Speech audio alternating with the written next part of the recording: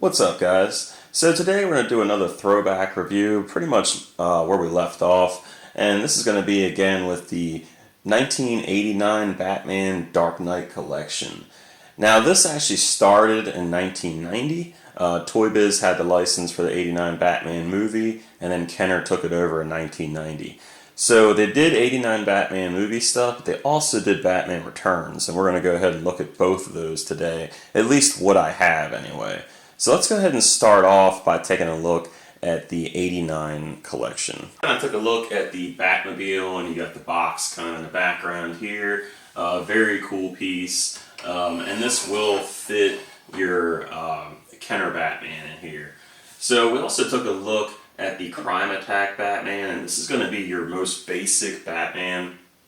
Now this one will actually fit in the car, unlike the rest of them. You can get the color variants that fit in there, but a lot of the other 89 like just the black suit Batman figures have basically like action features, and it makes it hard for them to sit in the actual car.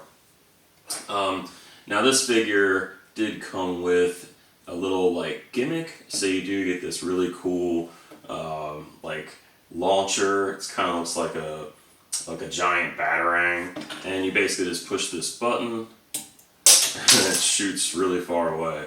So yeah, pretty dangerous little toy, but it was really fun, like shooting the bad guys and everything. And then I have part of his original card back, so it's the Crime Attack Batman. And then this one's one of my favorite ones. This is the Tech Shield Batman, and he has this kind of unique gold suit to just like protect him, I guess, like armor. And what I always liked about this one is it looks like that classic logo. So anytime they do like that same kind of motif, definitely has me interested. And you basically get this little pack with him, and it snaps right onto the waist. And then it's got a little action feature, so you just pull down on this like turbo thruster, and then the wings pop out. So he can kind of, and it's also got this little part here. I guess you could put him on a zip line or something. But he was cool as a kid, of course. And then if you want to put this back, you just push in on the thruster, and you just push the wings in. Pretty heavy pack, so he can't really stand up real well with that attached. But he is a really cool looking figure. And then the final one I have from the 89 Batman is the Quick Change Batman. So you basically get Bruce Wayne here, and he's got this really 80s looking turtleneck shirt on. He does have this little communicator. It's huge, looks like an 80s cell phone, and it's got a little click thing on here. But it's basically for communicating to the Batcave, or I guess the Batmobile or something like that. But you can see he looks good, like just next to the regular Batman. But he does come with a gimmick like everything else, so you get all these little interchangeable pieces, or just basically parts that you add onto the figure. So you got a little belt for the armor piece, and then you have the gauntlets. So you just kind of slip these over, and they are oversized, of course. I mean, it's made for a kid originally. But you basically just put these gauntlets over his hands, and then you have the big shoes here.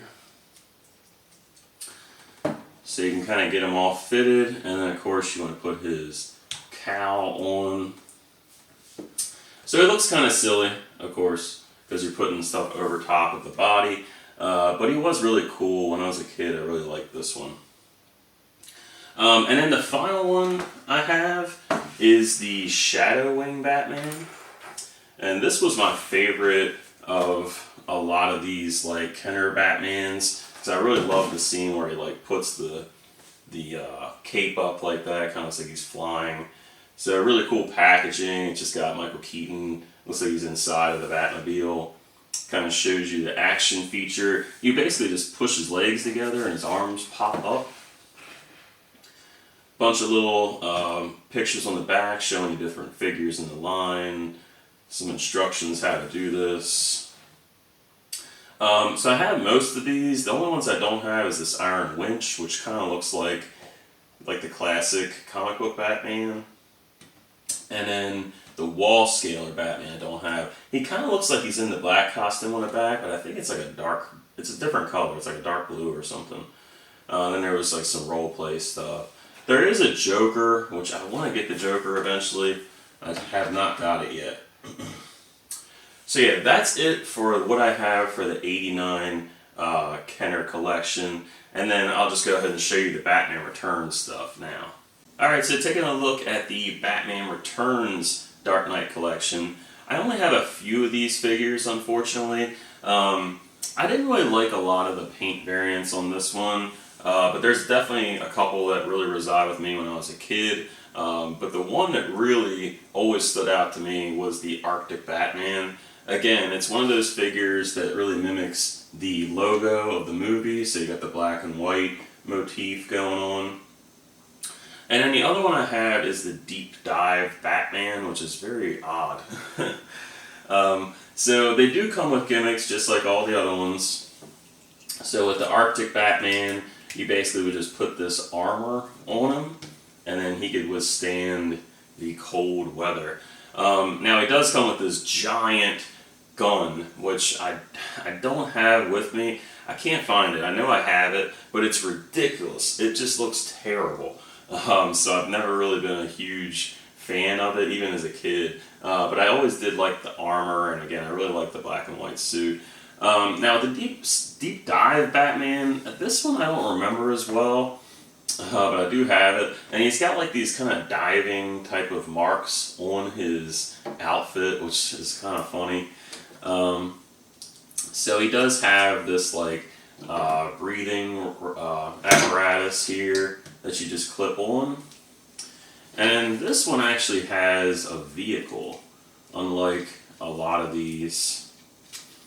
So you basically would just clip his arms onto these pieces, and he can kind of like just go underwater.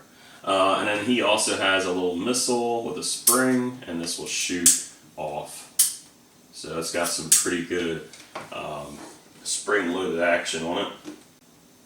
Alright, so these two are really the only thing I have from Batman Returns, besides one that I have in the box, which is basically the same figure as we already looked at with the '89 series, and that's going to be your Quick Change Batman. I don't really think there's anything different between this one and the one that I showed you. It's pretty much just different packaging, like with the logo. And then of course the card back is different, so you see there's a ton of different Batman variants on this one too. Some of them look the same, like this one kind of looks like the Tech Shield. It's a little bit different gold, more of a bronze. They did have the custom coupe. And they don't show them on here, but there is a really cool Bat Missile Batmobile where like the sides would pop off just like in the movie. And then you'd have some other stuff in here that's kind of weird, like the Batman or the Robin and the Penguin. They're more like comic versions. There was a Catwoman, like a movie Catwoman also, but she's not on the back of the box for some reason. So again, not the best variations for Batman Returns, but overall I really did love this line as a kid, and they were really fun toys. So that's pretty much all I have for the Kenner Dark Knight collection. Alright, so for the first comparison, here they all are together with their different gear on. And here they are without the armor and accessories. Here's the Dark Knight collection, Bruce Wayne and Batman, next to the Toy Biz Batman. And you can see the original Toy Biz one was just a little bit taller. The logo's a little bit smaller on the chest. The one thing I really did love about that Toy Biz one is it had that belt feature, which a lot of people will probably remember. You would just basically pull this out and you could hook him up to something and he could like pull his way back up.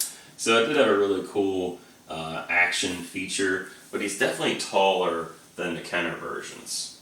Here they are with the Mattel '89 Batman and Batman Returns Catwoman. And you can see that the Dark Knight collection is a little bit taller than the Mattel stuff.